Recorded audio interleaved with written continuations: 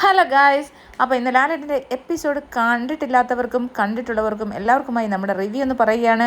ഇന്ന് ലാലേട്ടൻ ആരെയാണ് റോസ്റ്റ് ചെയ്തത്, ആ റോസ്റ്റ് കൃത്യമായിട്ട് ആർക്കൊക്കെയാണ് കൊണ്ടത്, അതുപോലെ തന്നെ ആർക്ക് വേണ്ടിയിട്ടാണ് ഇന്ന് ലാലേട്ടൻ കൂടുതൽ സംസാരിച്ചത്, ഇതെല്ലാം നമുക്ക് നോക്കാം. നിങ്ങളൊന്ന് ചാനലൊന്ന് സബ്സ്ക്രൈബ് ചെയ്ത് കാണണം കേട്ടോ. അതുപോലെ തന്നെ വീഡിയോ ഇഷ്ടപ്പെടാൻ ലൈക്ക് ചെയ്യുക, നിങ്ങളുടെ അഭിപ്രായങ്ങളൊക്കെ അറിയിക്കുക. അപ്പോൾ ഇന്ന് ലാലേട്ടൻ്റെ എപ്പിസോഡ് കലക്കിയെന്ന് വെച്ച് കഴിഞ്ഞാൽ കലക്കി, കണക്കിലധികം കൊടുത്തു എന്ന് തന്നെ പറയേണ്ടിയിരിക്കുന്നു. ഇതിനകത്ത് യോജിപ്പുള്ളവരും വിയോജിപ്പുള്ളവരും ഉണ്ടാകും. പക്ഷേ എനിക്ക് യോജിപ്പുമുണ്ട് പല കാര്യങ്ങളോടും. അപ്പം ഞാൻ അതൊന്നും ആദ്യമായിട്ടൊന്ന് പറയാം. അപ്പോൾ ഇന്ന് ലാലേട്ടൻ നമ്മുടെ പ്രധാനപ്പെട്ട വിഷയങ്ങൾ ഒന്നാണ് ചർച്ച ചെയ്തത്. ഒനിയലിൻ്റെ വിഷയം നാളത്തേക്ക് മാറ്റി വെച്ചിരിക്കുകയാണ്, ഇന്നത് ചർച്ച ചെയ്തിട്ടില്ല. അതിനു മുമ്പ് തന്നെ ആരാണ് ഇതിൽ നിന്ന് എവിക്റ്റ് ആയത്? ബിഗ് ബോസ് ഹൗസിൽ ഇന്ന് എവിക്ഷൻ ഇല്ലായിരുന്നെങ്കിലും ഷൂട്ടിംഗ് കഴിഞ്ഞു, എവിക്ഷൻ നടന്നു. അതിൽ എവിക്ഷൻ പോയിരിക്കുന്നത് മസ്താനിയും പ്രവീണും ആണെന്നാണ് നമുക്കറിയാൻ കഴിഞ്ഞത്. നമ്മൾ വിചാരിച്ചത് സാബുമാൻ പോകുമെന്നാണ്. സാബുമാൻ ആയിരുന്നു ലാസ്റ്റ്, പക്ഷേ സാബുമാൻ എന്തുകൊണ്ടോ പോയിട്ടില്ല, അവിടെ നിൽക്കുകയാണ്. അതുപോലെ തന്നെ പ്രവീണും മസ്താനിയും പുറത്തിറങ്ങി എന്നാണ് നമുക്ക് അറിയാൻ കഴിഞ്ഞത്. എന്തായാലും നാളത്തെ എപ്പിസോഡ് കൃത്യമായിട്ടുള്ള വിവരങ്ങൾ അറിയാൻ പറ്റുമല്ലോ.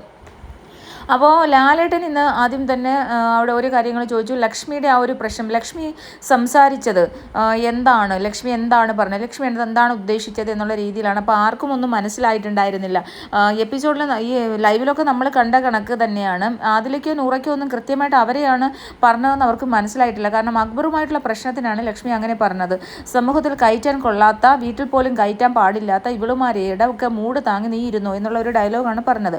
അപ്പോൾ സമൂഹം അംഗീകരിക്കാത്ത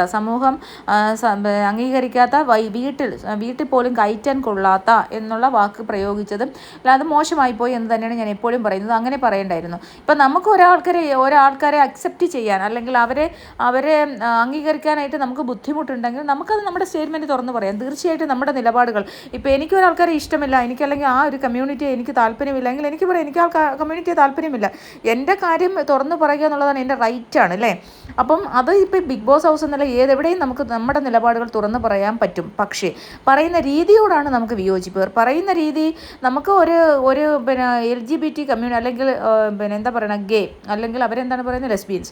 അപ്പം അവർ ലെസ്ബിയൻസ് ആണ്. ഈ ലെസ്ബിയൻസിനെ അംഗീകരിക്കാൻ എൻ്റെ മനസ്സ് എനിക്ക് ബുദ്ധിമുട്ടാണ്, അല്ലെങ്കിൽ എനിക്ക് അവരെ അങ്ങനെ അതിനോട് ഞാൻ യോജിക്കുന്നില്ല. ഈ രണ്ട് പെൺപിള്ളേർ തമ്മിൽ കല്യാണം കഴിച്ച് ജീവിക്കുക എന്നൊക്കെ പറഞ്ഞാൽ അതൊരിക്കലും എൻ്റെ മൈൻഡിനെ അക്സെപ്റ്റ് ചെയ്യാൻ കഴിയുന്നില്ല എങ്കിൽ അങ്ങനെ അങ്ങ് പറഞ്ഞാൽ മതി. എനിക്ക് അക്സെപ്റ്റബിൾ അല്ല. അങ്ങനെ എന്തെങ്കിലും ചോദിച്ചാൽ ഉത്തരം പറയണമെന്ന് ആവശ്യമുണ്ടെങ്കിൽ പറയാം. പക്ഷേ അവർ സമൂഹത്തിൽ കയറ്റാൻ കൊള്ളാത്തവരാണെന്നും വീട്ടിൽ കയറ്റാൻ കൊള്ളാത്തവരാണെന്നും പറഞ്ഞതാണ് ഏറ്റവും മോശമായിട്ടുള്ള ഒരു ഇത്. എന്തുകൊണ്ടാണ് ലക്ഷ്മി അങ്ങനെ പറഞ്ഞത് ഞാൻ എപ്പോഴും ഞാൻ ചിന്തിച്ചു. കാരണം ലക്ഷ്മി അത്യാവശ്യം ആർക്കിടെക്ചർ എഞ്ചിനീയറിംഗ് കഴിയുമ്പോൾ എഡ്യൂക്കേറ്റഡ് ആണ്, നല്ല എഡ്യൂക്കേറ്റഡ് ആയിട്ടുള്ള ഒരു വ്യക്തിയാണ്. അത് UK ജോലി ചെയ്യുന്ന ഒരാളാണ്. അപ്പോൾ അങ്ങനെയുള്ള ഒരു വ്യക്തിയായിട്ടും എന്തുകൊണ്ടാണ് ഇത് പറഞ്ഞത്? കാരണം അവരൊരു സ്ത്രീയാണ്. അപ്പം പ്രധാനമായിട്ട് എന്തുകൊണ്ടായിരിക്കും അങ്ങനെ പറഞ്ഞത് എന്ന് ഞാൻ ആലോചിച്ചു. കാരണം നമ്മൾ മാക്സിമം ഒരു കാര്യം പറയുമ്പോൾ മറ്റുള്ളവരെ വേദനിപ്പിക്കാതെ നമുക്ക് നമ്മുടെ സ്റ്റേറ്റ്മെൻറ്റ് പറയണം, നമ്മുടെ നിലപാടുകൾ പറയണം. പക്ഷേ അവരെ വേദനിപ്പിക്കാൻ പാടില്ല. കാരണം നമ്മളായിട്ട് അവരെ അറിഞ്ഞുകൊണ്ട് വളരെ മോശമായിട്ട് വേദനിപ്പിക്കാൻ പാടില്ല. നമ്മൾ ഏത് രീതിയിൽ അവരെ അക്സെപ്റ്റ് ചെയ്തില്ല അല്ലെങ്കിൽ അവർക്കത് വേദന തന്നെ ആയിരിക്കും. പക്ഷേ നമ്മളൊരു ബന്ധമുണ്ടെങ്കിൽ മാത്രമേ അവർക്ക് വേദന ഉണ്ടാവുള്ളൂ. ഇപ്പം ഞാൻ എപ്പോഴും പറയുന്ന പോലെ ട്രാൻസ്ജെൻഡർ കമ്മ്യൂണിറ്റി, പുരുഷന്മാരെന്തിനാണ് ഇങ്ങനെ സ്ത്രീ ഹോർമോൺ, അവർക്ക് പുരുഷ ഹോർമോൺ തന്നെ ട്രീറ്റ്മെൻറ്റ് ചെയ്ത് അവർക്ക് പുരുഷന്മാരായിട്ട് തന്നെ ജീവിച്ചുകൂടെ എന്ന് ഞാൻ എപ്പോഴും ചിന്തിക്കുന്ന കാര്യമാണ്. ഞാൻ എപ്പോഴും അത് പറയാറുണ്ട്. എന്തിനാണ് ഇത്രമാത്രം സങ്കീർണമായി സർജറി ചെയ്ത് അവർ സ്ത്രീ വേഷം കെട്ടുന്ന പോലെയാണ് നമുക്ക് ഫീൽ ചെയ്യുന്നത് അല്ലേ. സിലിക്കോൺ വെച്ച് ബ്രസ്റ്റും ഘടിപ്പിച്ചു, ലിംഗവും ഛേദിച്ച് അങ്ങനെ നടക്കുന്ന അത്രമാത്രം കഷ്ടപ്പാട്. പിന്നെ ഹോർമോൺ ചെയ്യണം, പിന്നെ ഇങ്ങനെ ഡൗൺ സർജറി ചെയ്യുമ്പോൾ ഇങ്ങനെ വെള്ളം പോലെ ഇങ്ങനെ പഴുപ്പ് പോലെ ഒലിച്ചു വരും എന്നൊക്കെ പല ആൾക്കാർ ഇൻ്റർവ്യൂവിലൊക്കെ പറയുന്നത് കേട്ടു. അപ്പോൾ ഇത്രമാത്രം സങ്കീർണമായിട്ടുള്ള സർജറി ചെയ്ത് എന്തിനാണ് അങ്ങനെ കഷ്ടപ്പെടുന്നത്? പുരുഷന്മാരുടെ ഹോർമോൺ, സ്ത്രീ ഹോർമോൺ കുറയുന്നത് കൊണ്ടാണല്ലോ, കൂടുന്നത് കൊണ്ടാണല്ലോ അവർ സ്ത്രൈണത വരുന്നത്. അപ്പോൾ അവരുടെ പുരുഷ ഹോർമോൺ കുറച്ച് ട്രീറ്റ്മെൻറ്റ് ചെയ്താൽ, അല്ലെങ്കിൽ ഡോക്ടർമാരുടെ പുതിയ മെഡിക്കൽ സയൻസിൽ അങ്ങനെയൊന്നും ഇല്ലേ, അങ്ങനെ ചെയ്താൽ പോരെ എന്ന് ഞാൻ ചിന്തിക്കുന്നു. അതുകൊണ്ട് എനിക്ക് അവരെ കാണുമ്പോൾ, അല്ലെ അവരെ അങ്ങനെ ചെയ്യുമ്പോൾ, കാരണം സ്ത്രീ എന്നുള്ള രീതിയിൽ സ്ത്രീ ആയി ജനിച്ചാൽ അഭിമാനിക്കുന്ന ഒരാളാണ് ഞാൻ.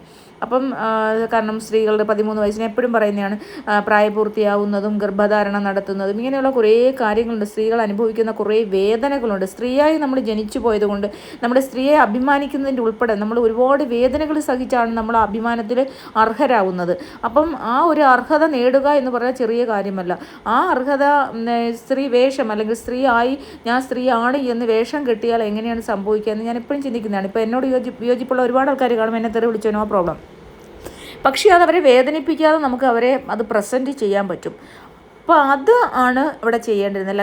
ലക്ഷ്മിക്ക് ഇഷ്ടമില്ലാത്ത കാര്യങ്ങളാണെങ്കിൽ ലക്ഷ്മി പറയുന്നത് ലെസ്ബിയൻസ് ആയിട്ടുള്ള ഇവർ നോർമലൈസ് ചെയ്യാൻ ശ്രമിക്കുന്നത് സമൂഹത്തിൽ തെറ്റായ ഒരു സന്ദേശം കൊടുക്കും. എൻ്റെ കുഞ്ഞു മകനും അല്ലെങ്കിൽ എൻ്റെ 4 വയസ്സുള്ള മകൻ കാണുന്ന ഒരു ഷോയാണ്, അവർ നാളെ അതിനെ അനുകരിക്കാനുള്ള ഒരു പ്രവണത കാണും. അങ്ങനെ അനുകരിക്കുകയല്ല, ഇതൊരു സ്വഭാവമല്ല, ഇതൊരു ലെസ്ബിയൻ ഗേ എന്നൊക്കെ പറഞ്ഞാൽ ഒരു ക്രോമസോമിൻ്റെ പ്രോബ്ലമാണ്. ഞാനത് എപ്പോഴും പറയാറുണ്ട്. അവരുടെ ക്രോമസോമിൻ്റെ പ്രോബ്ലം കൊണ്ട് ഉണ്ടാകുന്നതായിരിക്കാം മേ ബി. എനിക്ക് അത്രയ്ക്ക് സയൻറ്റിഫിക് ആയിട്ടുള്ള കാര്യങ്ങൾ അറിയില്ല എങ്കിലും നമ്മൾ അത്യാവശ്യം സൈക്കോളജി പഠിച്ച ഒരു വ്യക്തി എന്ന നിലയിൽ ഇത് സൈക്കോളജിക്കൽ മൂവിനേക്കാൾ അല്ലെങ്കിൽ സൈക്കോളജിക്കൽ തോട്ടിനേക്കാൾ പ്രധാനമായിട്ട് അവരുടെ ക്രോമസോം പ്രോബ്ലംസ് ആണെന്നാണ് എനിക്ക് അറിയാൻ കഴിഞ്ഞത് കേട്ടോ. അപ്പോൾ അത് ലക്ഷ്മി പറഞ്ഞതിനോട് ഞാൻ എപ്പോഴും വിയോജിപ്പാണ്. പിന്നെ ആ ലക്ഷ്മി പറഞ്ഞതിനോട് ലാലേട്ടൻ പറഞ്ഞ കുറേ കാര്യങ്ങളുണ്ട്.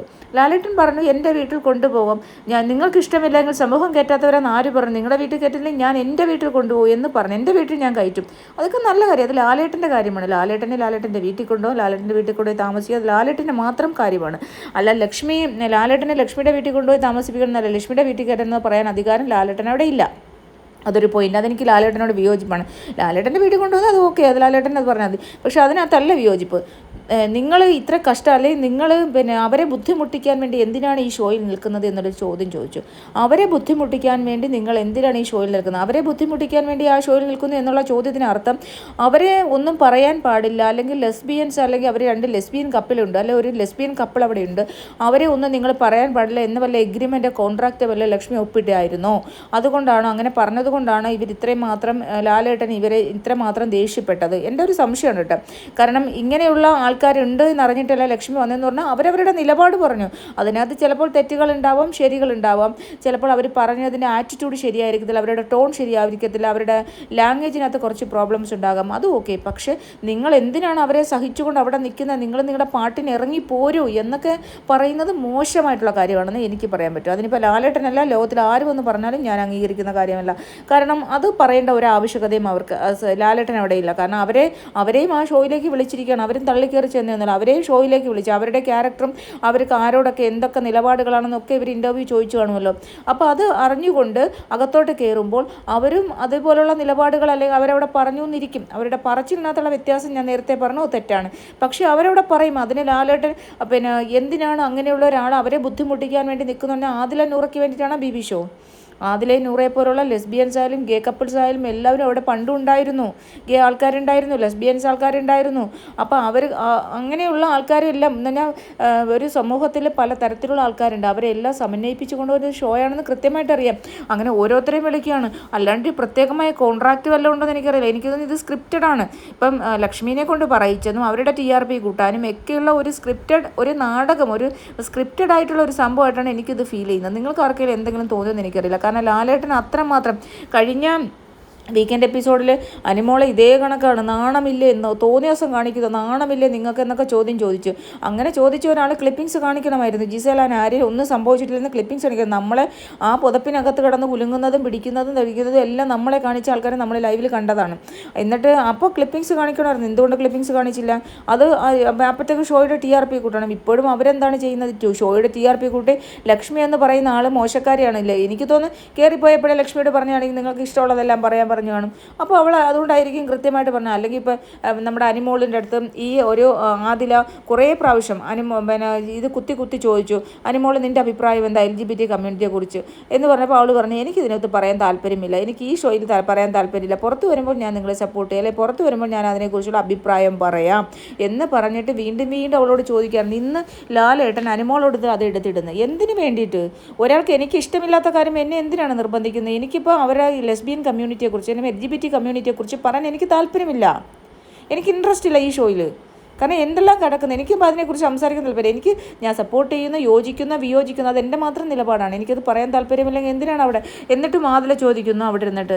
മനസ്സിലായില്ലേ? എന്തിനാണ് ആൾക്കാർക്ക് പറയാൻ താല്പര്യമില്ലാത്ത കാര്യങ്ങൾ? അപ്പോൾ അതവരുടെ ഗെയിം സ്ട്രാറ്റജിയാണ്. ആദിലയുടെ നൂറേം വിചാരിക്കുന്നത് അവർ ഭയങ്കര സംഭവം ഗെയിമായി അവരെ അങ്ങ് ലോകം ഏറ്റെടുത്ത്, അതൊക്കെ നല്ല കാര്യം. നൂറ നന്നായിട്ട് കളിക്കുന്നൊക്കെ ഉണ്ടായിരുന്നു. അവർ LGBT കമ്മ്യൂണിറ്റിയെ റെപ്രസെൻറ്റ് ചെയ്തു എന്നുള്ളതൊന്നും നമ്മൾ ചിന്തിക്കുന്ന പോലുമില്ല. അവരങ്ങനെ ഒരു കമ്മ്യൂണിറ്റിപ്പെട്ട ആൾക്കാരെന്ന് പോലും നമ്മൾ ചിന്തിക്കുന്നത്. എല്ലാവരും ഒരേപോലെ ആയിട്ട് കളിക്കുന്നു. അവർ ഒറ്റ കണ്ടസ്റ്റൻ്റ് ആയിരുന്നു. എന്നിട്ടാണ് അതും ബിഗ് ബോസ് ഈ കണ്ടസ്റ്റൻറ്റുകൾ അറിയിക്കാതെ പോലും ആയിട്ടാണ് കണ്ടസ്റ്റൻറ്റുകളൊക്കെ പിന്നെ നിങ്ങൾ രണ്ടായോ എന്ന് ചോദിക്കുന്നതായിട്ട്. അപ്പോൾ ഇതിനകത്തൊക്കെ എന്തൊക്കെയോ പുകമറകളുണ്ട്. എനിക്ക് അങ്ങനെയാണ് എനിക്ക് ഫീൽ ചെയ്തത്, ഉള്ളത് പറയണമല്ലോ. പിന്നെ ലക്ഷ്മിയോട് ഇങ്ങനെ നിങ്ങൾ ആവശ്യം ഇറങ്ങിപ്പോയി. പിന്നെ അതുപോലെ മസ്താനിയോട്, ഇപ്പോൾ മസ്താനി ഔട്ടായിട്ടുണ്ട്. പക്ഷേ മസ്താനിയോട് കഴിഞ്ഞ പ്രാവശ്യം മസ്താനിയെ കംപ്ലൈൻറ്റിൻ്റെ ചോദിച്ചതിന് ശേഷം ലാലേട്ടൻ ഭയങ്കര ഒരു ഈഗോ പോലെയാണ് മസ്താനിയോട് ഇടപെടുന്നത്. എനിക്ക് അത് പലപ്പോഴും മസ്താനി നോക്കുമ്പോൾ തന്നെ ഒരു ഈഗോ, മസ്താനിയോട് തുണി കൊടുത്തിട്ടില്ല, അത് ഓക്കെ, അതൊരു പണിഷ്മെൻറ്റിൻ്റെ ഭാഗമായിട്ട് മസ്താനി അത് ചോദിച്ചിട്ടുമില്ല, ഈ ഉള്ളത് കൊണ്ട് നിൽക്കുന്നു. അപ്പം ഒരു ഈഗോ ക്ലാഷിൻ്റെ പുറത്താണ് മസ്താനി നോക്കുന്നത്. കാരണം മസ്താനി ഇത് പറഞ്ഞപ്പോൾ നിങ്ങൾ അത് ചെയ്തു, നിങ്ങളിത് പറഞ്ഞില്ലേ, നിങ്ങളങ്ങനെ പറഞ്ഞില്ലേ, നമ്മളാരും കേട്ടില്ല അങ്ങനെ പറയുന്നത്. അത് അവരുടെ നിലപാട് അവർക്ക് പറയാനുള്ള സ്വാതന്ത്ര്യമില്ലേ? ബി ഹൗസ് എന്ന് പറയുന്ന അവനവൻ്റെ നിലപാടിൽ ഉറച്ചു നിൽക്കാനുള്ള സ്ഥലമുണ്ടേ. അത് നിങ്ങൾ വല്ല കോൺട്രാക്ട് എഴുതി വാങ്ങിച്ചോ? ഇങ്ങനെ ഒരു ലെസ്ബിയൻ കപ്പിളുണ്ട്, അവരെക്കുറിച്ച് ആരും ഒന്നും മിണ്ടരുത്, അവർ മിണ്ടിക്കഴിഞ്ഞാൽ അപ്പം തന്നെ അവർ ശോകമാവും, അവരപ്പം തന്നെ അവർക്ക് സ്ട്രോങ് അല്ല, അവർ ഇറങ്ങിപ്പോകുന്നു. അവർ സ്ട്രോങ് അല്ല, അവർ ഹൈക്കോടതിയിൽ പോയിട്ട്, ഈ ആദില എന്ന് പറയുന്ന സ്ത്രീ പെങ്കൊച്ച് ഹൈക്കോടതിയിൽ പോയിട്ട് പിന്നെ നൂറയുടെ വീട്ടുകാരെ കോടതി കയറ്റിയതല്ലേ, കോടതി കയറ്റിയിട്ടല്ലേ നൂറായ വിട്ടുകൊടുക്കേണ്ടി വന്നത്. അങ്ങനെയുള്ള എന്തെല്ലാം പ്രശ്നങ്ങളുണ്ടാക്കി. പിന്നെ അതുപോലെ തന്നെ ലക്ഷ്മി പറഞ്ഞ വീട്ടുകാരെ കയറ്റത്തില്ലെന്ന്. ചിലപ്പോൾ ഇനി സ്വന്തം വീട്ടുകാർ കയറ്റാത്തതെന്നായിരിക്കും ഉദ്ദേശിച്ചത്. സ്വന്തം വീട്ടുകാർ കയറ്റുന്ന ലക്ഷ്മി അത് അന്വേഷിക്കേണ്ട കാര്യമില്ല, അതിനകത്ത് ഞാൻ തെറ്റു പറയാണ്. പക്ഷേ സ്വന്തം വീട്ടുകാർ പോലും ഈ പെൺകുട്ടികളെ കയറ്റിയിട്ടില്ല വീട്ടിൽ, കാരണം അവർക്ക് അക്സെപ്റ്റ് ചെയ്യാൻ പറ്റുന്നില്ല. സ്വന്തം മാതാപിതാക്കൾ പോലും അവരെ ഇതുവരെ അക്സെപ്റ്റ് ചെയ്തിട്ടില്ല. അത് നമ്മൾ ആലോചിക്കണം. നമ്മളൊരാളിനെ കുറ്റം പറയുമ്പോൾ ലക്ഷ്മിനെ കുറ്റം പറയുന്നില്ല, എല്ലാവരും കൂടി നെഗറ്റീവ് അടിപ്പിക്കുന്നു. അപ്പം ലക്ഷ്മി പറഞ്ഞതിനകത്ത് എന്തൊക്കെയോ അവിടെ ശരികളുണ്ട്, പക്ഷേ ലക്ഷ്മി പറഞ്ഞ ടോണും കാര്യങ്ങളുമാണ് ശരിയല്ലാത്തത്. കാരണം ലക്ഷ്മി ഒരിക്കലും ആ ടോണിലോ ആ ഒരു രീതിയിലോ ഒരിക്കലും പറയാൻ പാടില്ലായിരുന്നു. എനിക്ക് ഇവർ നോർമലൈസ് ചെയ്യും. ഇപ്പം ലാലേട്ടൻ ചോദിച്ചപ്പോൾ ലക്ഷ്മി അതേ നിലപാടിലാണല്ലോ നിൽക്കുന്നത്. എനിക്കതിനെ നോർമലൈസ് ചെയ്യുന്നതിനോട് എൻ്റെ പേഴ്സ്പെക്റ്റീവാണ് ഞാൻ പറഞ്ഞത്. It's good. അവർക്ക് അവരുടെ പേഴ്സ്പെക്റ്റീവ് പറയാനുള്ളവർക്ക് അവരുടെ നിലപാടുകൾ അവർക്ക് തീർച്ചയായിട്ടും അവർ പറയണം. ആ നിലപാടിൽ അവർ ഉറച്ചു നിൽക്കുകയും വേണം. അത് കറക്റ്റാണ്. അല്ലാണ്ട് ഞാൻ അറിയാതെ പറഞ്ഞാണ്, അപ്പം ഞാൻ ഇപ്പം മറന്നുപോയല്ലോ, ഇപ്പം ഞാൻ പറയുന്നില്ല, സോറി ലാലേട്ടൻ എന്നല്ല പറഞ്ഞത്. ഞാൻ എൻ്റെ പേഴ്സ്പെക്റ്റീവാണ് പറഞ്ഞത്. എനിക്കവരെ അങ്ങനെ ലെസ്ബിയൻസ് എല്ലാവരും പെണ്ണും കല്യാണം കഴിക്കുന്നതിനോട് എനിക്ക് യോജിക്കാൻ കഴിയുന്നില്ല. അല്ലെങ്കിൽ ഞാൻ അതിനെ സാധാരണ രീതിയിലുള്ള ഒരു കല്യാണമായിട്ട് എല്ലാവരും അങ്ങനെ നോർമലായിട്ട് കാണാൻ എനിക്ക് പറ്റുന്നില്ല. അതേ അവർ പറഞ്ഞോളൂ. അതിനകത്തൊരു തെറ്റു ഇന്നത്തെ ടോക്കിൽ അവർ പറഞ്ഞതിനകത്ത് ഒരു തെറ്റുമില്ല. അന്ന് പറഞ്ഞതിനകത്ത് അവർ പറഞ്ഞതിനകത്ത് തീർച്ചയായിട്ടും തെറ്റുണ്ട്. അവരുടെ ടോൺ ശരിയല്ലായിരുന്നു. സമൂഹത്തിൽ കയറ്റാൻ കൊള്ളാത്ത, വീട്ടിൽ കയറ്റാൻ പറ്റാത്ത ഇവളുമാരുടെയൊക്കെ മൂട് താങ്ങി നീ നടന്നോ എന്ന് പറയുന്നത് തെറ്റാണ്. കാരണം സമൂഹത്തിൽ കയറ്റാൻ പറ്റുന്ന സത്യം ഒരു കണക്കിന് ചോദിച്ചു കഴിഞ്ഞാൽ ഇവരുടെ കമൻറ്റ് ബോക്സ് നിങ്ങൾ എടുത്തു നോക്കിയേ. ഈ ആദില നൂറയുടെ പഴയ വീഡിയോസിൻ്റെ കമൻറ്റ് ബോക്സ് നിറച്ച് ഇവരെ ഫുള്ള് ചീത്ത പറയുന്ന തന്നെ. അച്ഛനും അമ്മയും വേദനിപ്പിക്കാൻ വേണ്ടി ഉണ്ടായവളുമാർ നിനക്കൊക്കെ ഒരിക്കലും പടച്ചോൻ തരത്തില്ല, പടച്ചോൻ നിനക്കൊന്നും കാരുണ്യം തരത്തില്ല, നിന്നെ ഒന്നും പടച്ചോൻ സ്വർഗത്തിലേക്ക് എടുക്കത്തില്ല എന്നൊക്കെ പറഞ്ഞ് വളരെ മോശമായിട്ടുള്ള കമൻസാണ് പറയുന്നത്. അപ്പോൾ സമൂഹത്തിലെ ആൾക്കാരുടെ മോശം കമൻസ് കേട്ടുകൊണ്ട് തന്നെ അവർ യൂട്യൂബ് നടത്തിക്കൊണ്ടിരുന്നത്. അവർക്കത് പ്രശ്നമില്ല. അവർ നെഗറ്റീവ് കേട്ട് അവർക്ക് നോ പ്രോബ്ലം.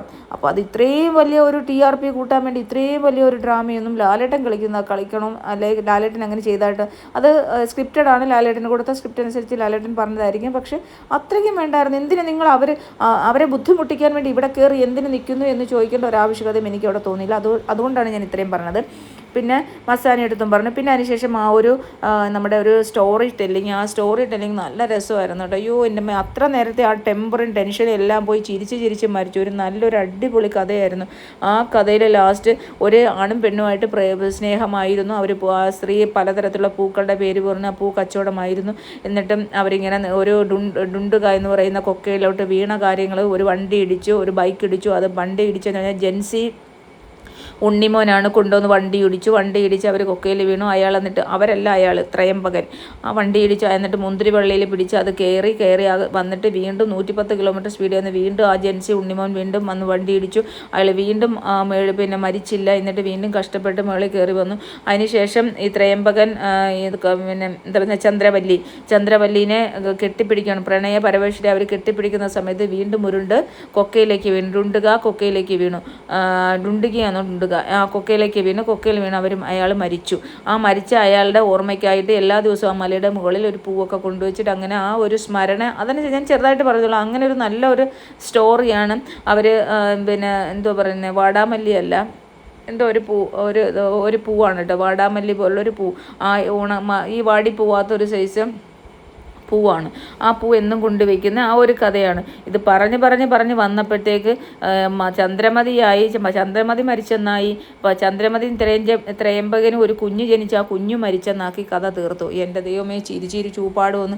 സത്യം പറഞ്ഞാൽ എനിക്ക് ഏറ്റവും കൂടുതൽ ചിരി വന്നത് നമ്മുടെ പിന്നെ ജിസേലിന് ഞാൻ ഇത്രയും നാൾ വഴക്ക് പറഞ്ഞിട്ടുണ്ടെങ്കിൽ ജിസേല് വന്ന് പറയുന്ന ആരും കണ്ണ് തെള്ളിച്ച് ഇങ്ങനെ നിൽക്കുന്നത്. അയ്യോ, നമുക്ക് ചിരി വന്ന് മരിക്കും കേട്ടോ. നിങ്ങൾ എപ്പിസോഡ് കണ്ടവർ ചിരിച്ച് മരിച്ചോടുന്ന കണ്ടില്ലേ? ആ ആരിൻ്റെ മുഖം കണ്ടില്ലേ? ആരിന് ഇതെന്തോ ഇവള് പറയുന്നത്.